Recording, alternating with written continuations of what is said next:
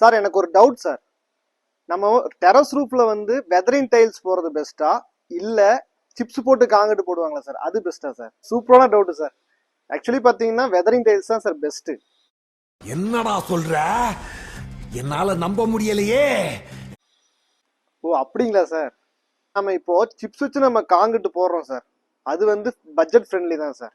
ஆனா வந்து என்ன ஒரு மிகப்பெரிய பிரச்சனைன்னு பாத்தீங்கன்னா ஹீட் ரொம்ப அதிகமா அப்சர்வ் பண்ணும் சார். அடுத்து பாத்தீங்கன்னா கண்டிப்பா 2 or 3 இயர்ஸ்ல வந்து கிராக் ஃபார்மேஷன் கண்டிப்பா வரும் சார். அதுல சீப்பேஜ் நடக்கிற கூட வாய்ப்பு இருக்கு.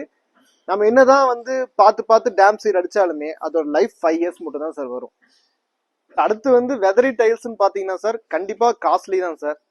அது மட்டும் இல்ல, இதுல வந்து ஹீட் அப்சார்ப்ஷன் ரொம்ப கம்மியா தான் இருக்கும். கிராக்கு இந்த மாதிரி விஷயம்லாம் வரவே வராது சார். நம்ம வந்து இந்த வெதரிங் டைல்ஸ் ஒட்டும் போது வந்து கண்டிப்பா ஒரு ஸ்பேசர் வச்சு ஒட்டுவோம், அதுல எபாக்சி தான் சார் ஃபில் பண்ணணும். ஸோ அதனால வாட்டர் பெனிட்ரேஷன் அப்படிங்கிறது எதுவுமே நடக்காது சார். அது மட்டும் இல்ல, இது லைட் வெயிட் மெட்டீரியல், தேவையில்லாம ரூஃப்ல டெட் லோடு நம்ம கொடுக்க மாட்டோம் சார். இது நம்ம பாக்குறதுக்கு நீட்டாகவும் அழகாகவும் இருக்கும்.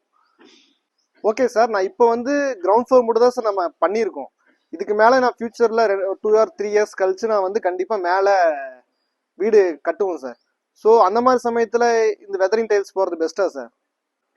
சார் ஒரு 2-3 வருஷத்துல நீங்க மறுபடியும் வீடு கட்டுறீங்க மேல கட்டுறீங்க அப்படின்னா வந்து தேவையில்லை சார். நம்ம சிப்ஸ் வச்சு காங்கிட்டு போறதுதான் சார் பெஸ்ட்.